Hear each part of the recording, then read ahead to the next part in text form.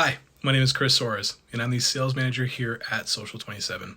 Today, I'm going to give you some examples on how you can leverage networking for lead generation within virtual and hybrid events.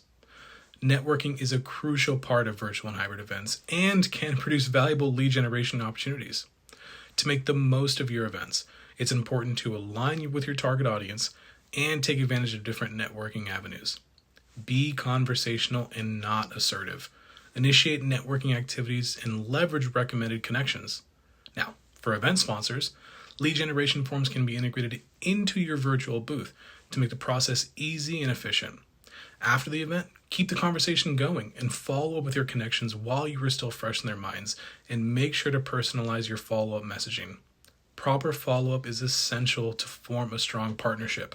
Now, with that being said, get creative with your virtual networking activities and make valuable connections at virtual and hybrid events.